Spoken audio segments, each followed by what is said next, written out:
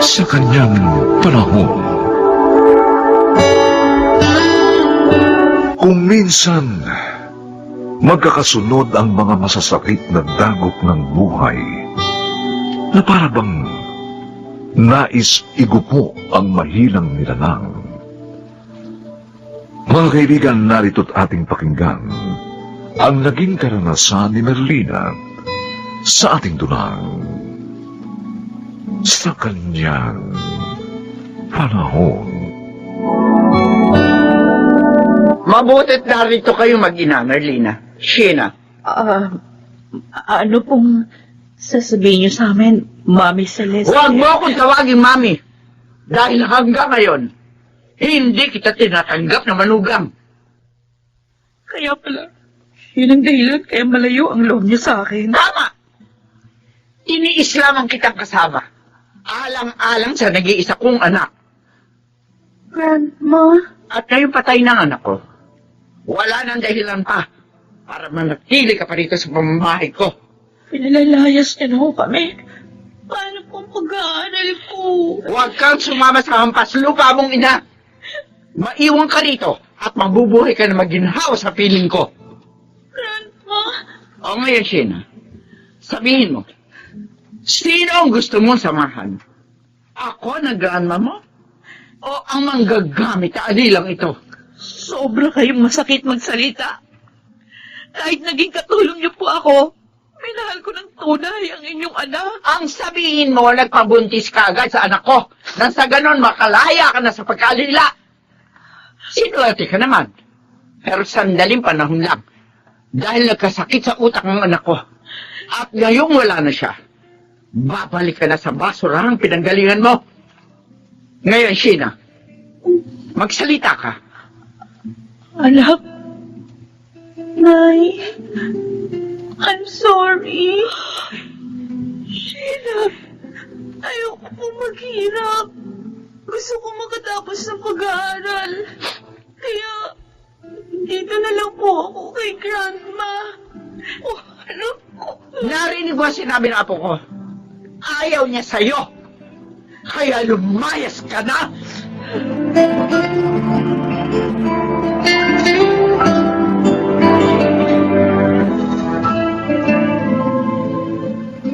Napakasakit ko yun dati. Kanina biglang nag-asawa ko. Pinalayas na ako ng binad ko. At siya, ang piniling makasama ng aking anak. Tumahan ka na. Wala kang magagawa. Ang anak mo mismo ang nagpasya. Mas pinahalagaan pa ng anak ko ang yaman ng kanyang lola kaysa ako na kanyang ina. Hindi pa katapusan ng mundo, Marina. Oo. Parang gulong ang buhay. Nasa ilalim ka ngayon. Pero ano malay mo bukas? Kasi ibabaw ka na. Kuya Dante. Magpakatatag ka. Sikapin mong buuin pa rin ang iyong buhay. Kahit na wala na sa iyong piling ang iyong mag-ama.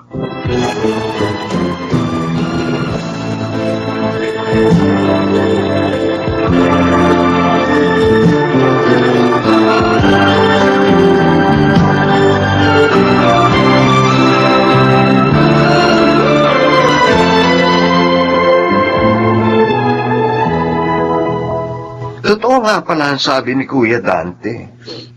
Nagmumukmuk ka dito sa kwarto mo. Ikay, bakit ganun? Naging mabuting asawa naman ako kay Conrad. Oh, bakit hindi yun nakita ng mami niya? Makitid talaga ang utak ng biyanan mo. Pwede ba kalimutan mo na yon? Sikapin mo na lang natanggapin ang lahat. Ang isipin mo, mapapabuti sa kanyang anak mo. Sakit. Masakit. Dalawang mahal ko sa buhay ang nawala sa akin. Alam mo ba kung anong pakiramdam ko? Para akong pinagsakluban ng langit at lupa. Hindi mo naman mababago ang lahat. Kahit bahain mo pa ng luha mo itong bahay ni Kuya Dante. Pero ang buhay mo, maaari bang magbago? Pag nagsikap ka. Paano pa ako magsisikap? Hindi naman ako nakaabot ng kolehiyo. Wala na rin ang anak ko. Na siyang inspirasyon ko. Wala na rin ako paglalaanan ng oras. Na lahat. Mabuti pa sumunod na rin ako sa asawa ko. Hoy, Loka. Huwag kang magsalita ng ganyan. Magagalit si Lord. Siya may-ari ng buhay natin. Kaya siya lang ang dapat kumuha nito. O ano pa magagawa ko? Paano pa maling sasaya at magiging makulay ang aking buhay? Ganun patay na ang asawa ko.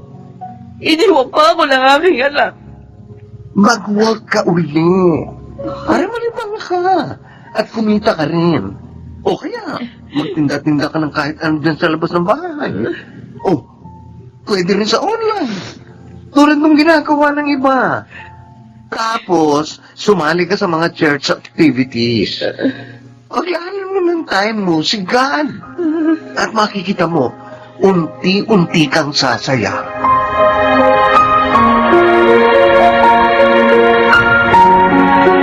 Nagustuhan mo ba itong bagong bahay natin, Apo?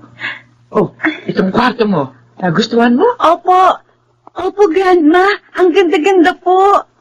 Lumipat tayo rito para mapalayo ka na talaga sa walang kwenta mong ina. At alam mo, ililipat din kita sa isang mas mamahaling eskwelahan. At mayroon driver na maghahatid sundo sa iyo. Talaga po? Magkakaroon ako ng car? Oo, Apo. Lahat ng gusto mo ibibigay ko. Basta maging masunurin ka lamang sa akin. At huwag ka nang tatawag pa sa patay gutom na si Merlina.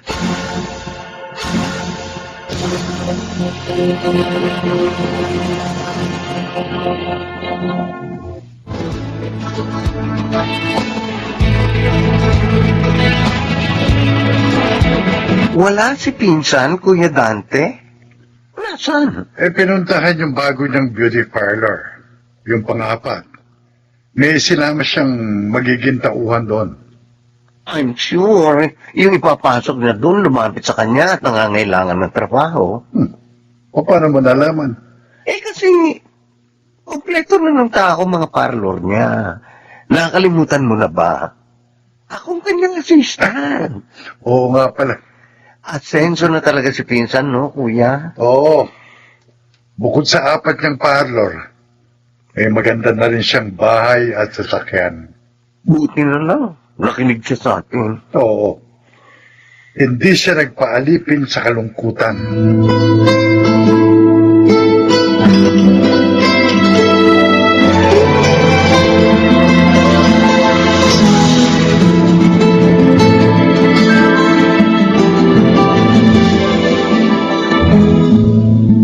Oh, Beng! Nasaan yung dalagang hinimatay ka mo sa labas nitong parlor? Nagkamalay na ba? Opo, ate. O nasa... Ayan po siya, oh. Siya... Sheena? Sheena? Hindi ko alam na dito kayo nakatira. Arnold, kulang na dito, anak. O ano, kumusta ka na? Mahigit 6 na taon kitang hindi nakita, anak. Ay, siya pala po yung unikaiha mo, Ate Merlina. Oo, Beng. Kaya siya. Anak, ano nangyari? At ganyan ang itsura mo. Ang dungis mo. Naulanan po ako kanina.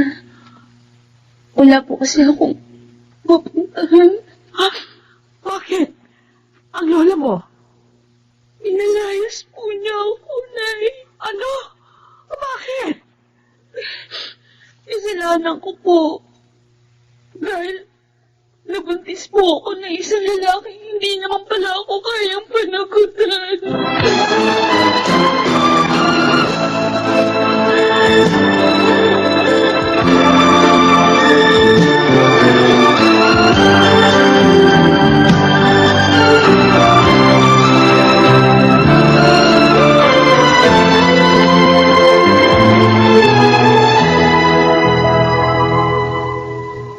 At buntis pala si Sheena. Oo, kuya. 3 buwan. At gusto raw ng lola niya ipaalis ang bata. Pero hindi siya pumayag, kaya pinalis siya, ganun ba? Oo. Ayaw ng anak ko na dagdagan pa yung pagkakasala niya. Tama naman yun. Alam mo, talagang niloob ng Diyos na sa parlor ko siya mahimatay. Para muli kami magkita ng aking anak. Ano ngayon ang balak mo sa kanya? Tutulungan ko siyang makabangon. Isisilang niya ang bata. At ibabalik ko siya sa pag-aaral para makatapos siya ng kolehiyo. Wala na sa'yo ang hinanakit. Kinalimutan ko na yung kuya. At hindi matitiis ng isang ina ang kanyang anak.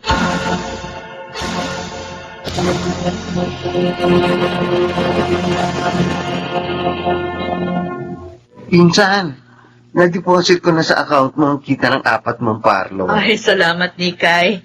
Talagang maaasahan kang assistant. Asenso ka na talaga, manager. Dahil yun sa pagpapalakas mo na loob ko. Kayo ng kapatid ko. Salamat sa inyo. Uy, kumusta naman yung binuksan mong panlimang beauty parlor? Ayos naman. Nung unang linggo, ang daming nag-avail ng promo. 50% discount ba naman? Wow. At ngayon naman, marami pa rin ang pumapasok. Kasi nga, mas mura ang charge nyo kaysa sa ibang parlor. Tama. Nay? Ay, Tita Nikay, anak. eto na pong merienda nyo. Oh, salamat, anak. Kumusta naman ang apo ko? Hindi ba na-memorisyo? Ay, naku, hindi po. Ang bait niya nga eh. Mana po sa inyo. Naku. Talagang mabait ang nanay mo. Ikaw naman, Nay, kanina nga pala, oh. tumawag po sa akin yung abogado ni Grandma. Oh. Sabi, nasa ospital daw po si Grandma. At pinapupunta niya po tayo doon.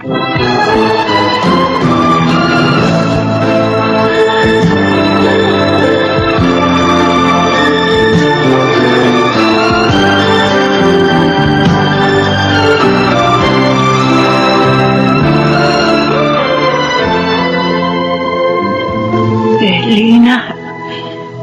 Sheena. Narito po kami. Ni Inay, Grandma. Magpagaling po kayo.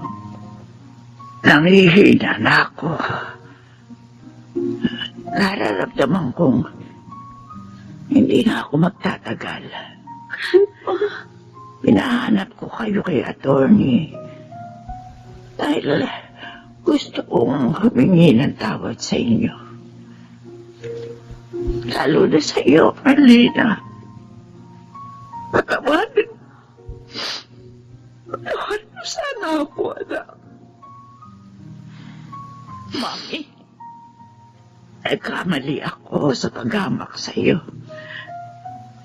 Maging sa pagpapalayo kay Sheena. Kasalanan ko.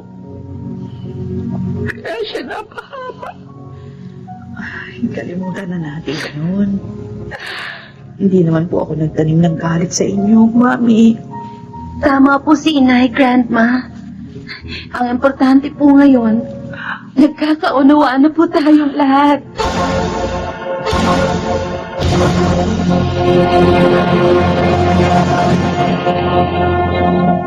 Sa kanyang panahon,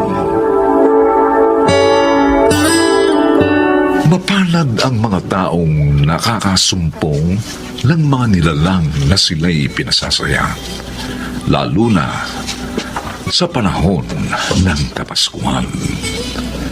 Ito ang naging karanasan ni Mona sa ating dunang sa kanyang panahon.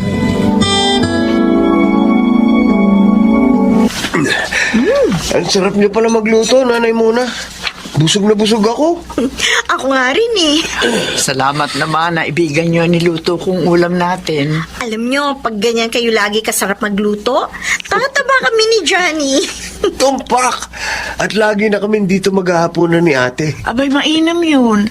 Mas masaya. Buti na lang pala, pumayag kayong tumira dito, Nanay Mona. Para kami nagkaroon ng pangalawang ina ni Johnny. Oo. Ako ang dapat magpasalamat sa iyo, Ani. Sa inyo magkapatid. Dahil tinulungan niyo ko.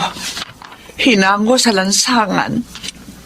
Eh kung hindi nyo naman ibinalik ang pera naming napulot nyo, malamang nagkautang kami ni Ate Ani.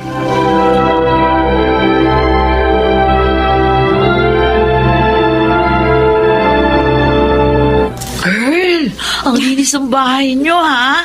Ang ganda ng pagkakaayos. Oo, si Nanay Mona ang nagpakahirap sa pag-aayos niyan. O pagkakatiwalaan pala yung kinugpok ninyo. At saka masipag, ha? Oo, at masarap pang magluto. Ay, kaya naman pala, tumataba kayo ni Johnny, eh. Sinabi mo pa. Eh, pero nagtataka lang ako, Oh, bakit? Nasaan ba yung pamilya ni Aling Mona? Bakit siya hinayaang manirahan sa lansangan? May pamilya siya, Julie. Pero pinalayas siya. Ha? Diyos ko naman, bakit?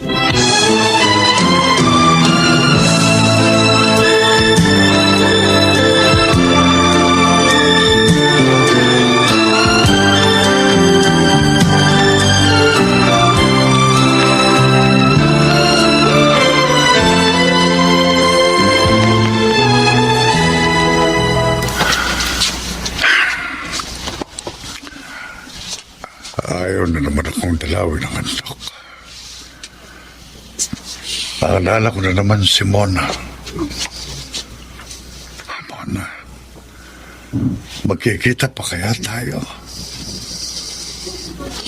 Makababawi pa kaya ako sa mga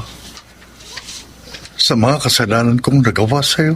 Tay, gabi na po Bakit hindi pa kayo natutulog? Kuwan, anak. Nagpapahangin lang ako. Hindi pa kasi ko inaantok. Maaga pang pasok niyo bukas. Dapat magpahinga na rin kayo. Sige. Susunod na ako, Roger. Okay. Huwag na kayong magtagal dyan, ho? Oo, anak, oo.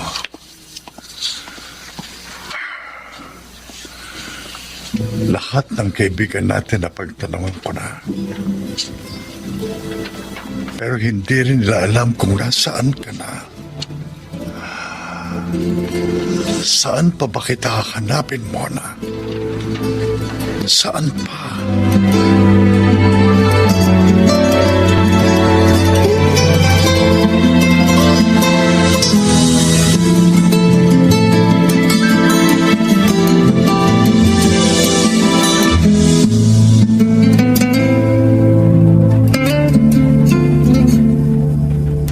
Gusto niyo magtinda ng bibingka? Oo sana, Ani. Nang malibang naman ako pag wala kayo. Huwag ka mag-alala. Hindi ko pababayaan ang bahay kahit nagtitinda ako. Naniniwala naman po kami. O sige, magtinda kayo. Pero pag nahirapan kayo, huminto kayo. Oo, Johnny. Salamat sa inyo magkapatid, ha. Gusto ko lang talaga may pera ako sa Pasko, eh. Parang may bibigyan kayo ng regalo, nanay.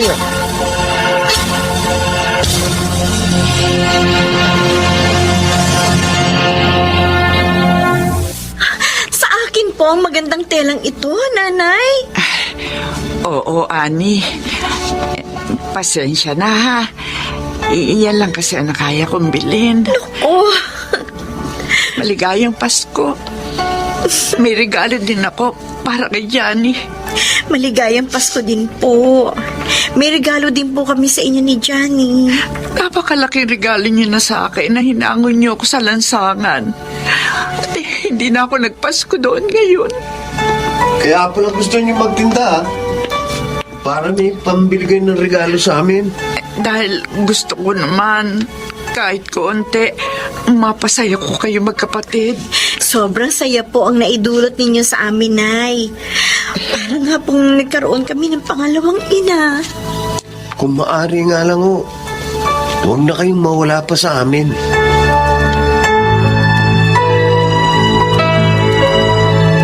Ang bait naman niya. Nag-iipon pa siya para lang maibili kayo ng regalo ni Johnny. Oo, kaya talagang na-touch kami ng kapatid ko sa kanya, Julie. Ipakilala mo nga sa akin ang tinulungan mong pulubi, babe. Sobra akong nai-impress, eh. Ay naku, talagang mai-impress ka, Roger. Lalo na kapag natikman mo yung luto niya. Talaga lang, ha? Oo! Sige, magpunta ka bukas sa bahay at ipakikilala ko sa'yo ang bago naming nanay ni Johnny.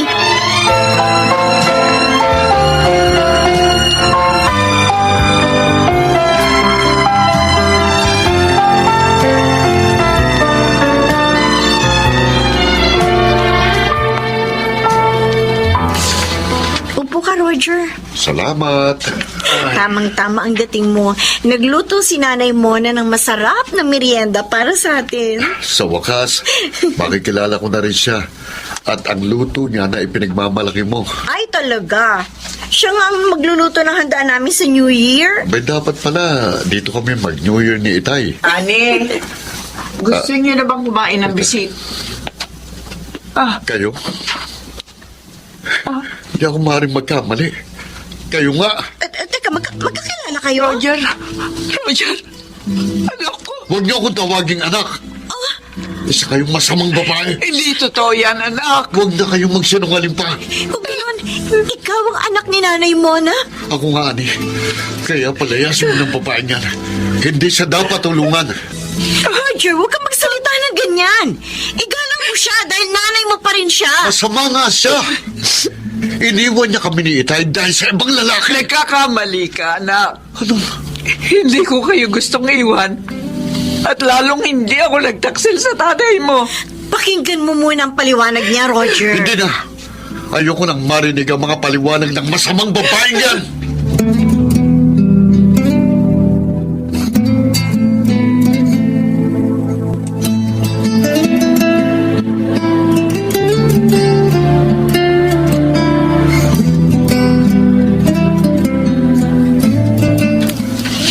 Roger, bakit mukhang galit ka, anak? Nag-away ba kayo ni Andy? Akala ko hindi na ako masasaktan ni Tay. Akala ko baliwala na lang ang lahat. Pero bakit nasaktan pa rin ako? Ano ba ibig mong sabihin? Nakita ko siya. Sinong siya? Ang asawa niyo. Ano? Siya palang ipinagmamalaki ni Annie na mabait na pulubing kinupkup nila. Hindi ko siya matanggap, Itay. Samahan mo ako sa kanya. Ibig ko siyang makita. Para ano? Tay, niloko na niya kayo. Pinagtaksilan. Iniwan tayo at sumama sa ibang lalaki. Anak, panahon na para malaman mong katotohanan. Hindi tayo iniwan ng iyong ina. Ano ko? Pinalayas namin siya. Naniwala ako sa sinabi ng lola mo na may lalaki siya. Huli na nang malaman kong kasinungalingan lang pala ang lahat. Ibig niyo sabihin, gawa-gawa lang ni Lola ang lahat? Oo, anak. Dahil may iba siyang gusto para sa akin. O Diyos ko. Kawawa naman si Inay. Mahabang panahon siyang nagtiis ng hirap.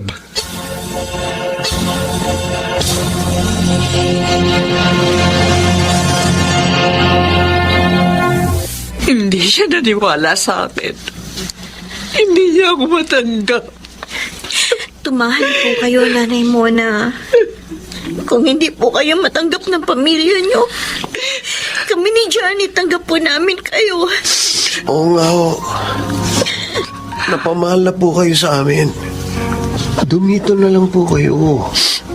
Maraming salamat sa inyo magkapatid. Napakabuti niyo. Pero tiyak na magagalit sa'yo si Roger kapag itinuloy mo ang pagkup-kup sa akin. Ayos lang po. Kahit mawala siya sa akin. Ayoko rin naman po ng nobyong walang respeto sa magulang. Pero hindi kayo dapat madamay sa problema ko. Sa ilang panahon ng pagtigil nyo rito, itinuring na po namin kayong ina. Kaya sasamahan po namin kayo sa pagharap sa mga problema nyo.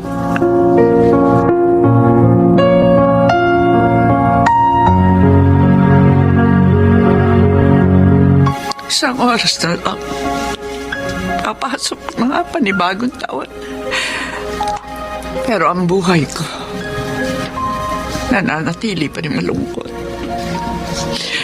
Nakita ko nga muli ang aking pamilya. Pero hindi naman ako matanggap. Lalo ng aking anak. Makakalaya pa kaya ako sa kalungkutan nito? Nanay Mona, may bisita po kayo. Nay, Happy New Year po. Happy New Year, Mona. Roger! Ay, sorry po. Nagalit ako sa inyo nung una nating pagkikita. Hindi ko po kasi alam ang katotohanan. Pero, maliwanag na po sa akin ang lahat ngayon. Roger! Anak ko! Patawarin mo rin ako, Mona.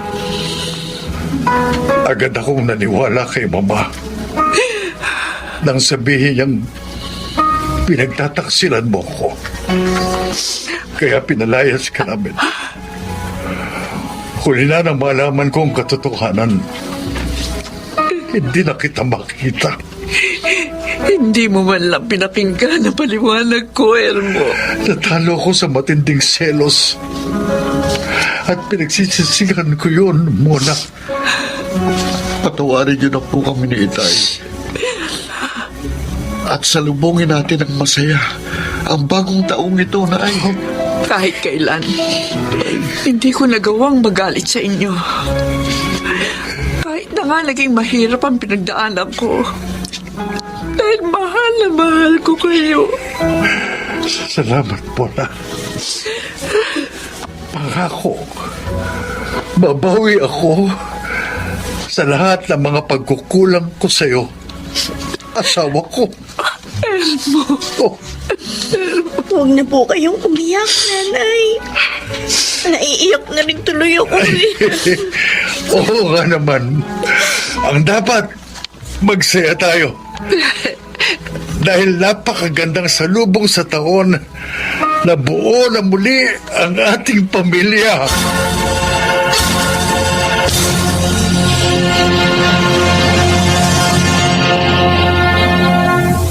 Sa kanyang panahon,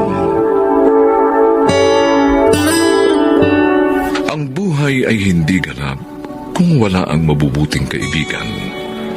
Natututuhan natin ang pagiging naroroon natin para sa kanila. Gayon din naman sila para sa atin. Mga kaibigan, narito po ang naging karanasan ni Andy sa ating dulang sa kanyang panahon.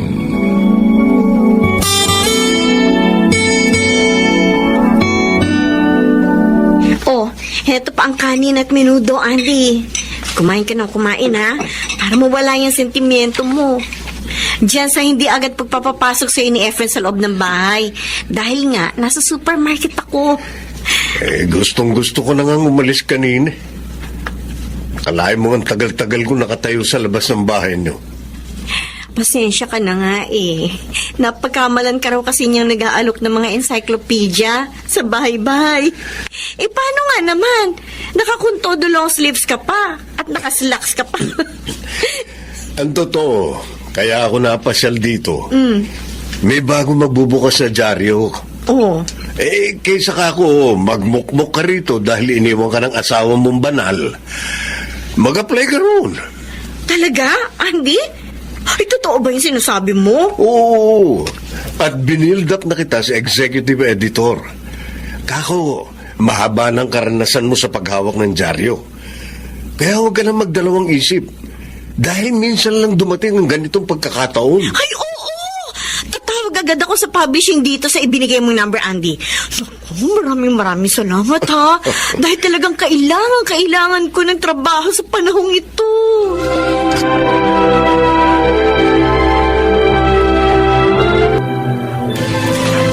Akala ko ba nandito si Andy?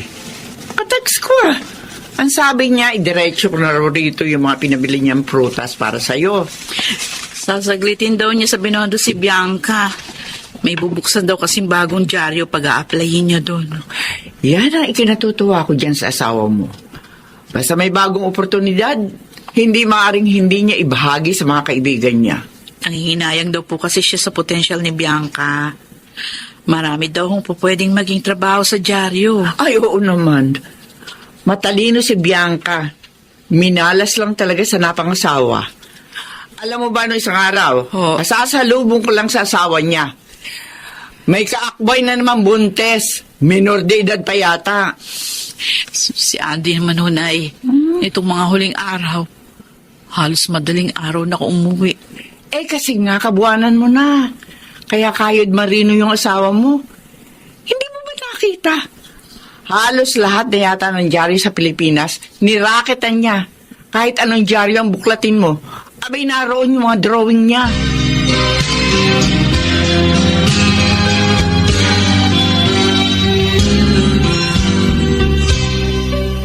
Talaga po, Mami. May bibili mo po ako ng laptop para sa online class ko? Oo, anak. Pagkatapos ng 3 kong sahod, sa bago kong trabaho, maibibili na kita. Promise, Mami. Mag-aaral po ako mabuti. Alam mo ba, yan talaga ang goal namin ng daddy mo. Ang maibigay sa'yo mga bagay na kailangan mo para mas makapag-aral kang mabuti. Goal na lang po nating dalawa, Mami. Ah? Tinakasali si Daddy. Minarkahan ko po sa kalendaryo yung araw na iniwan niya tayo. Kaya wag na wag siyang babalik dito sa atin. Dahil ipagtatabuyan ko siya.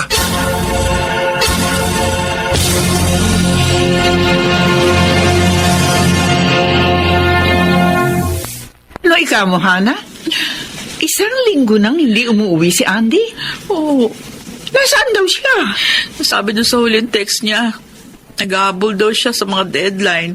Kaya nag-stay in na lang daw po siya sa publication. Pero kahit na. Alam niyang kabuanan mo na. Kaya kailangan umuwi siya rito pagkatapos ng mga trabaho niya. Hindi nga ako sinasagot yung mga tawag ko, Nay. Ay, naku, Diyos ko. Halin nawa, walang masamang nangyari sa asawa mo, Hana.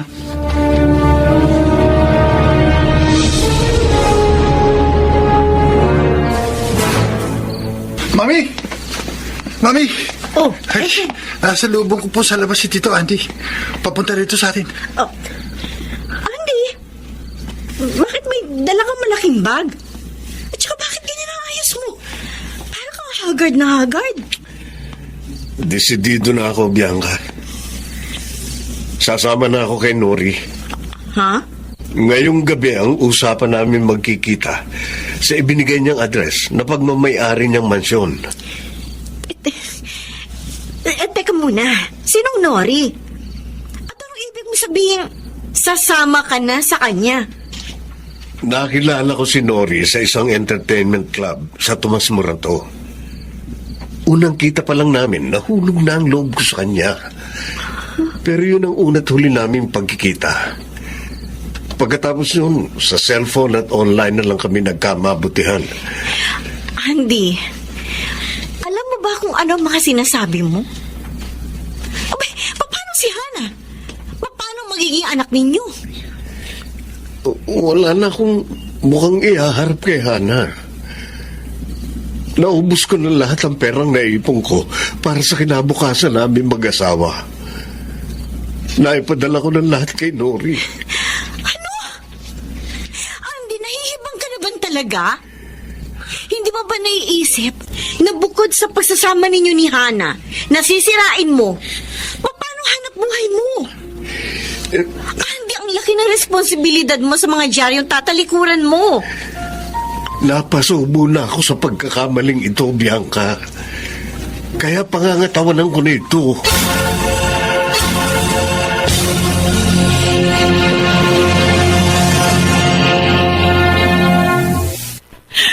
Hana! Hana, bitiwan mong bote ng laso na yan. Parang awa mo na. Makinig ka sa akin. Madadamay pati sanggol na nasa sinapupunan. Yan ang nga gusto kong mangyari, Nay. Mawala na kaming pareho sa mundong ito. Parang dobling hirap ng kalooban ang danasin ni Andy sa ginawa niyang pag-iwan sa amin ng magiging anak niya. Hindi ba naman natin alam kung ano talaga nangyari sa asawa mo? Tumawag si Bianca. Nakakapo siyang iuwi rito si Andy. Ano man ang mangyari? Bakit bigla na lang siya hindi umuwi? Wala naman akong ginawang masama sa kanya.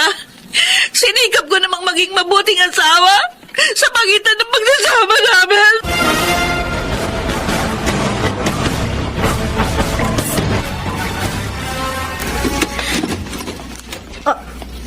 Andy, nagbalik ka. Hindi totoo ang address ng mansyon na binigay sa akin ni Nori. Ah? Ang tumambad sa akin, isang luma at abandonadong gusali.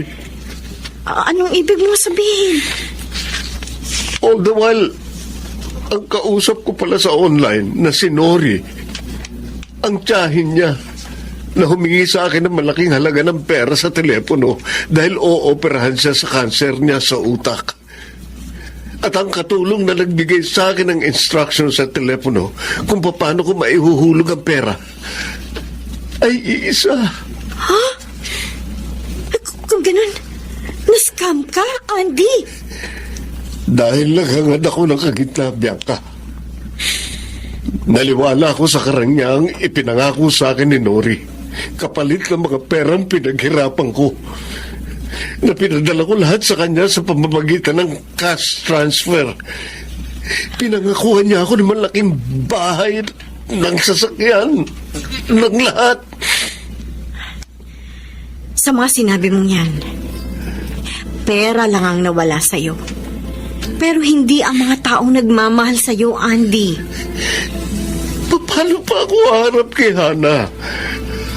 Walang kapatawaran ang ginawa kong kasalanan sa kanya. Pati sa aming magiging anak, na hindi pa man nila isisilang, itinatuwa ko na.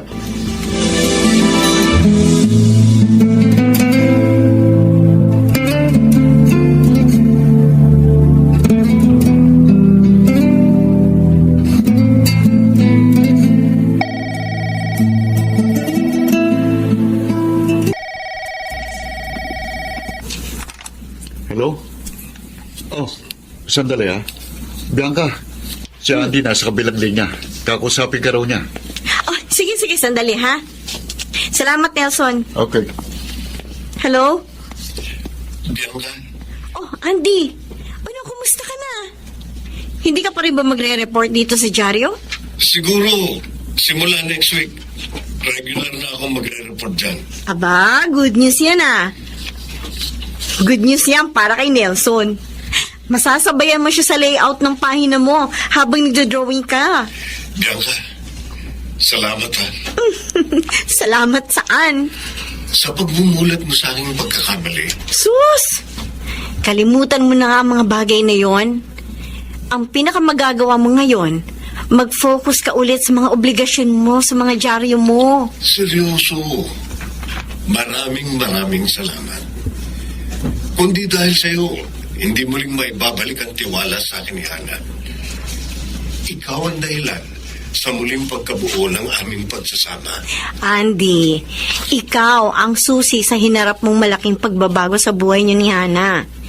Ikaw at ang iyong magagandang pananaw.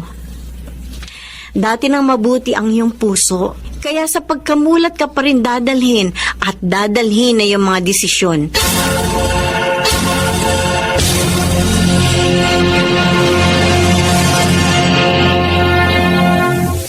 Sa kanyang panahon,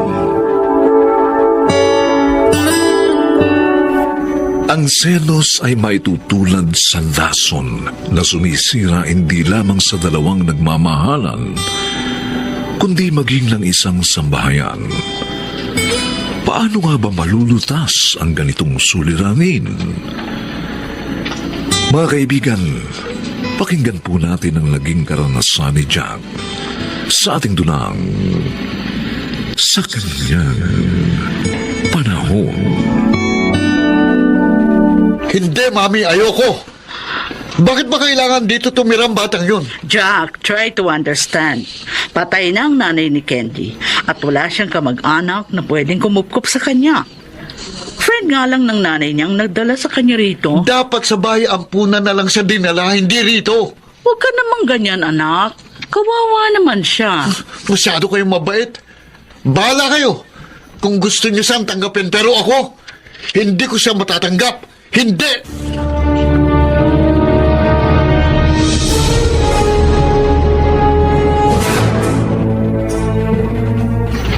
Tulog na ba si Candy Lloyda? Oo, Michael.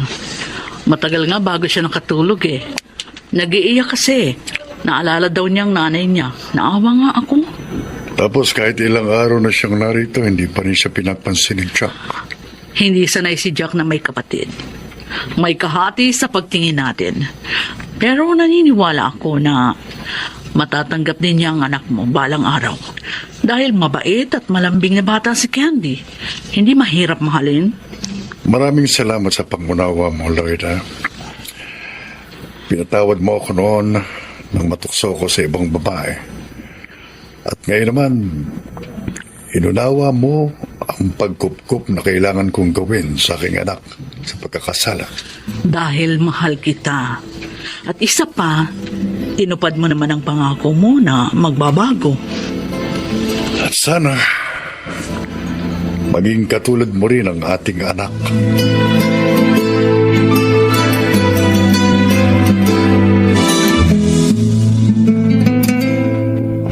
Oh, Aling Sita, napasyal kayo. Ay, oo. Dala ko na yung order mong alahas. Salamat naman. Mami Lloyda, eto na pong snack ninyo. Thank you, Candy. Ilapag mo na lang dyan sa table. Opo. Ayan po. Sige po, iwan ko na po kayo. Okay. Mabait pala't magalang ang anak ni Michael, ano? Oo, Aling Sita. Malambing din po at masipag mag-aral. Napupunan niya ang pananabik ko sa anak na babae. Believe talaga ako sa iyo. Ay, maswerte si Michael. At ikaw ang naging asawa niya.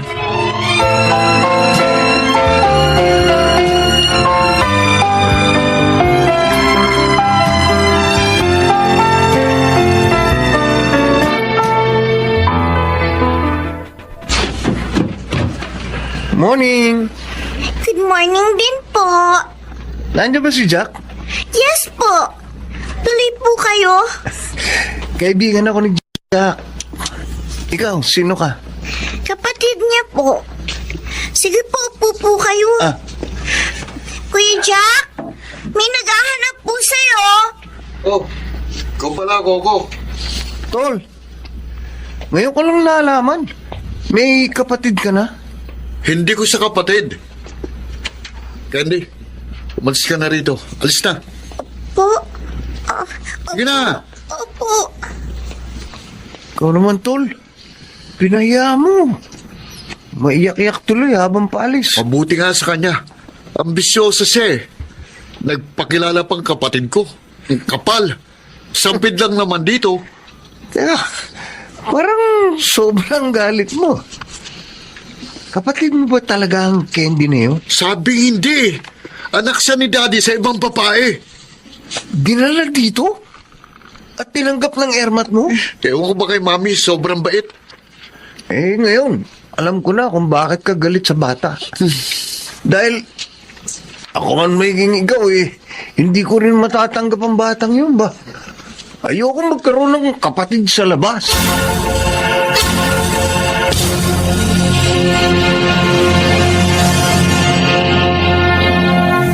Talaga po, Daddy? Mamamasyal po tayo ngayon? Ah, Candy.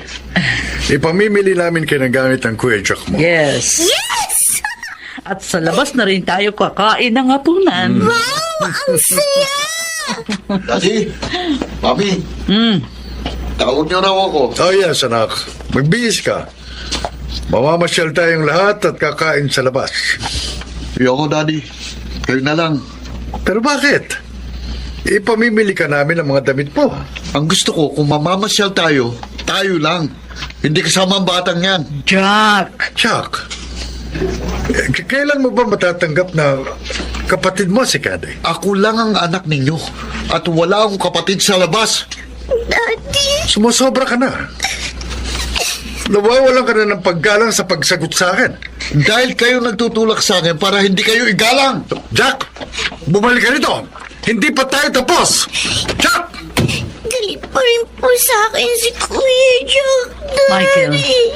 hayaan mo na lang si Jack. Tumuloy na tayo. Pakausapin ko na lang siya mamaya.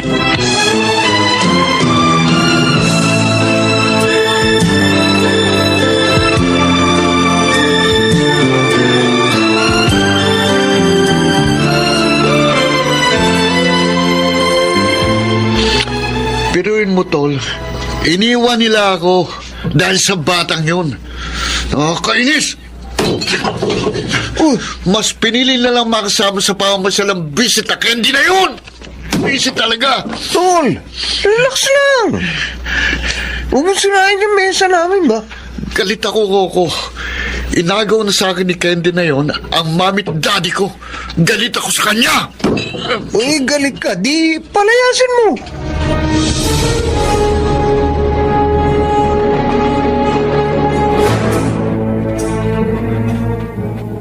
Candy, lumapit ka nga rito. Bakit? Kuya Jack? Huwag mo akong tinatawag na kuya. Hindi kita kapatid. Tamang-tama. Wala si na mami at daddy. Masasabi ko sa'yo lahat ng gusto kong sabihin. Alam mo ba kung bakit ayaw ko sa'yo? Ha? Dahil malandi ang nanay mo. Hindi po. Malandi siya. Inagaw niya ang daddy ko sa mami ko. At ngayon naman, inagaw mo ang mami at daddy ko sa akin. Pareho kayong mga agaw. Hindi po totoo yan, Kuya. Gusto mo matuwa ako sa'yo, ha? Gusto mong mawalang galit ko? Ha? Halika, halika, halika. Kuya Jack, Dito. bitiwan niyo ako. Dito, dito. Nasaktan pa. Dito, yan. Bukas na pinto. Lumayas ka rito ngayon din para mawala ng galit ko sa'yo.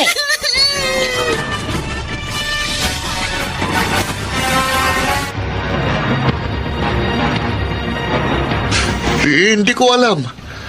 Ano bang pakialam ko sa batang yun? Ikaw lang ang kasama ni Candy rito kanina. Ngayon sabihin mo, ano ginawa mo sa kanya? Bakit siya umalis?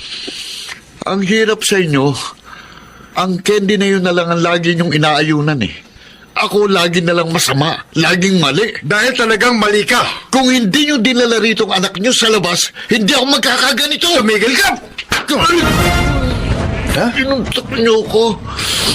Dahil sa batang yun, sinaktan niyo ako. Michael! Michael! May tumawag sa telepono. Sino? Pulis! Ang sabi, nasa ospital si Candy!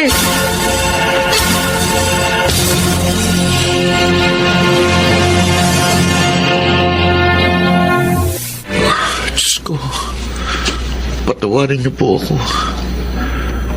Kasalanan ko kaya napahamak si Candy. Kaya siya nasagasaan. Hindi ko siya dapat pinalaya sa bahay. Sana po, iligtas niyo siya. Kung mawawala po siya, baka hindi na ako mapatawad ng mga magulang ko. At kahit ako, baka hindi ko rin po mapatawad ang sarili ko. Kaya please, iligtas niyo siya. Jack!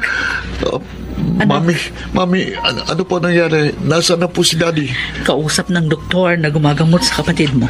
Kumusta na po si Candy? Magpasalamat tayo sa Diyos. Nagkamalay na siya. Daddy. Mami Loida. Candy, kausap sila ng doktor. Kuya? Ako nga.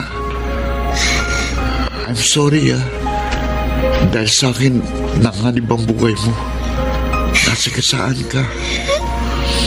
Kuya Jack. Kung hindi kita pinilit na lumayas sa bahay, hindi mangyayari yun. Patawarin mo sana ako. Promise, hindi na mauulit yun. Mula ngayon, magiging mabuting kuya na ako sa'yo. Tinatanggap mo na ako, Oo. kapatid. Oo, Candy. Oo. Kapatid ko.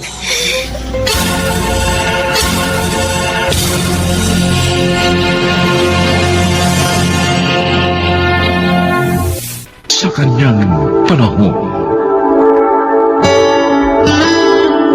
wala raw lihim na hindi nabubunyag at kahit pilit nating ikubli, ay darating pa rin ang takdang panahong ito ay malalantad. Mga kaibigan, narito't ating pakinggan ang naging karanasan ni Gabriel sa ating dulang sa kanyang panahon.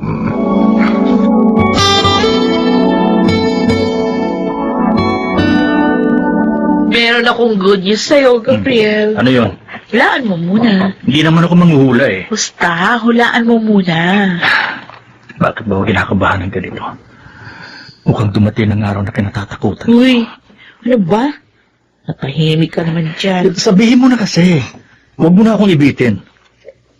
2 months na akong pregnant. Congratulations! Magiging daddy ka na. Sinasabi ko na nga ba eh.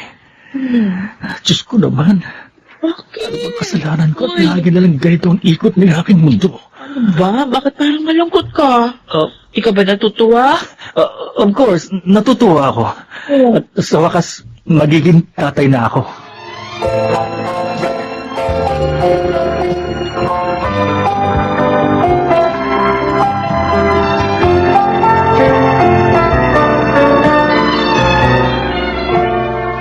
Paano nga nangyari yun? Don't tell me may nakasalisi sa'yo. Oo. At malakas ang kutob ko. Alam mo, nakikita pa rin sila ng dati niyang boyfriend. Nakasisiguro ka ba? Baka naman hinala mo lang yan. Romy, hindi ako maaaring magkamali. Pinagtataksilan ako ni Melinda. Paano mangyayari yun? Eh, ikaw ang asawa. Basta sigurado ako. May ibang lalaki ang asawa ko. Paano ka nga nakatiyak? Hindi ako pwedeng magkamali. At kapag hindi ako nakapagpigil, baka makapatay ako ng tao.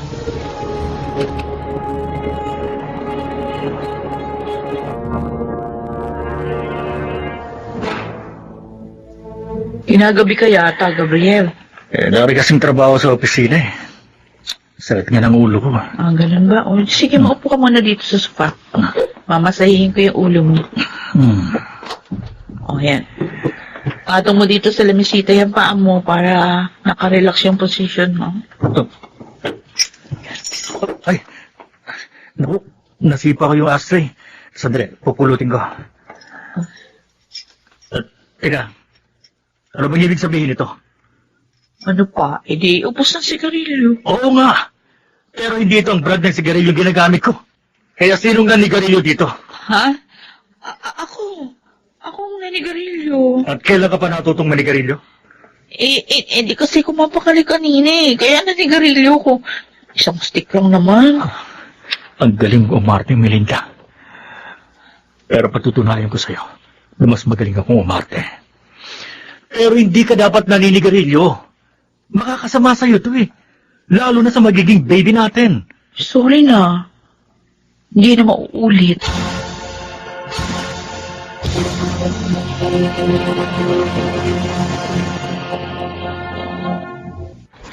Ay, tama po kayo, sir. Meron po lalaki na pupunta sa inyo. Nakita ko po kahapon. Pumasok sa bahay ninyo.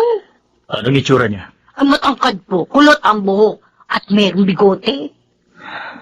Tama ang hinala ko. Si Victor nga dati niyang boyfriend. Yun eh. Sige, salamat. Galing mo talaga magmarites. Oh, eto. Ay, naku. Sa'yo na yan. Hindi, wag na, sir, wag na. Malaki na pinibibigay niyo sa akin. Sige na, kunin mo na. Basta sabihin mo lang sa akin ang mga pangyayari na dapat kong malaman.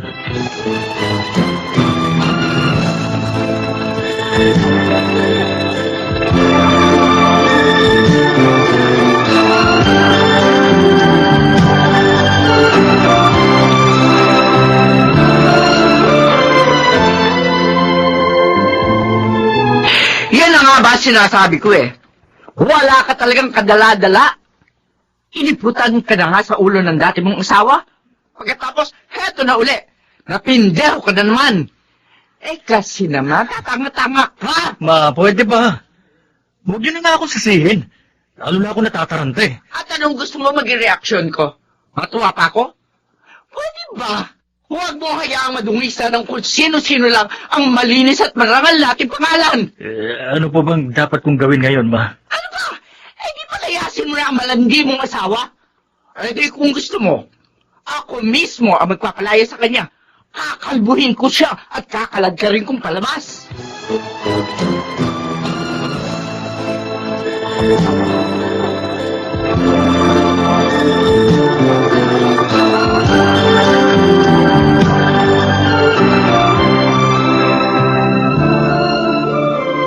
Gabriel, anong ibig sabihin nito?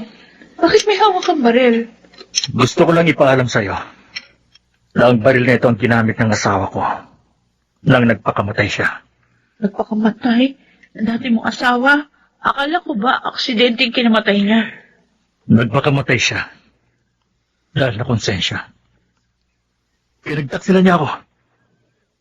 Kaya naman isang ahas ang napatay ng baril na ito. Oh, Ano kaya kung patayin ko ang isa pang ahas? teka. Bakit mo tinutok sa akin ang baril? Sabihin mo sa akin, si Victor ba ang ama ng dinadala mo? Ano? Anong pinagsasasabi mo? Huwag ka nang magmaang-maangan pa! Alam ko nagpupunta dito si Victor. Oo. Aaminin ko, nagpunta nga siya rito. Pero wala kaming ginagawang masama. Pwede ba huwag mo akong gaguhin? Umamin ka na! Si Victor ang ama ng ipinagbubuntis mo! Ikaw ang ama nito. Maniwala ka. Hindi kita pinagtataksila. Bawag ako, Melinda! Bawag ako! Dito sabihin mo sa akin, paano ako ang magiging ama ng dinadala mo? Hindi. Hindi totoong sinasabi mo. Umamin ka na kung ayaw mo maging kriminal ako. Sige! Sumiksi ka pa sa ulo ng kama para malambot ang babagsakan mo kapag ibinutok ko to sa'yo. Sige! Iputok mo! Kung talagang makitid ang utak mo, sige, patayin mo na ako! Sige na, putok mo na yan, Gabriel! Iputok mo na!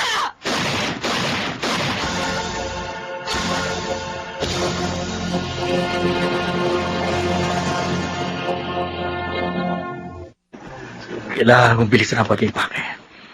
Hindi ako dapat na magtagal pa rito. May tao. Sino kaya to?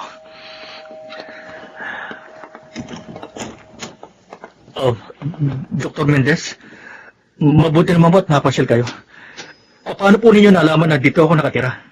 Talagang hinanap kita, Gabriel. May importanteng bagay akong sasabihin sa'yo na dapat mong malaman.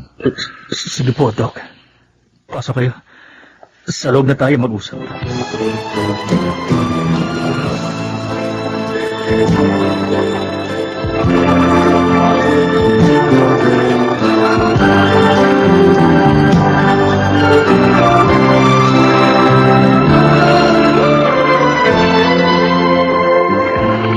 Hindi ka baog. Doc, nagbibiro ba kayo? Yan ang totoo. Hindi ka talaga baog. Pero paano nangyari yun? Patawarin mo ko kung niloko kita. Si Cathy talagang baog. Kaya hindi kayo nagkaanak nang maglimpin kayo. Malaking utang ko sa kanya at may kaso kong istapa kaya napilitan ako makipagkutsaba sa kanya para ma-absuelto ang kaso ko. At pinalabas niya na ikaw ang baog at hindi siya. Bakit naman po ginawa niyo yun sa akin? Masyado kasi siyang desperate at gusto kanyang idamay. Doc, bakit ngayon niyo lang sinabi sa akin to? Ang inaasahan ko kasi magpapatingin ka sa ibang doktor at malalaman mo rin ang katotohanan. Siya nga pala, di ba may asawa ka na ngayon? Kumusta na kayo? Hindi pa ba nagbubunga ang inyong pagsasama?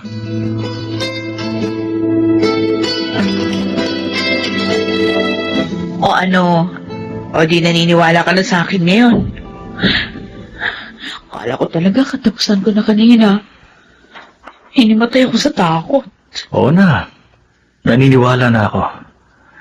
Buti na lang pala nakapagpigil pa ako. Dahil kung nagkataon, sigurado hindi ko mapapatawad ang sarili ko. Pero cute yung 3 butas na ginawa mo sa kisame natin, ha? O, tingnan mo. Oo. At alam mo ba kung anong ibig sabihin ng 3 butas na yan? Ano? Ano ba? Eh di I love you. Meh. Oo. Mahal na mahal kita, Melinda. At ngayon may bago na akong inspirasyon. Lalo ako magkusumikap para mabigyan ko kayo ng mas magandang kinabukasan. At sana, patawarin mo ako kung pinagdudahan ko ang pagmamahal mo.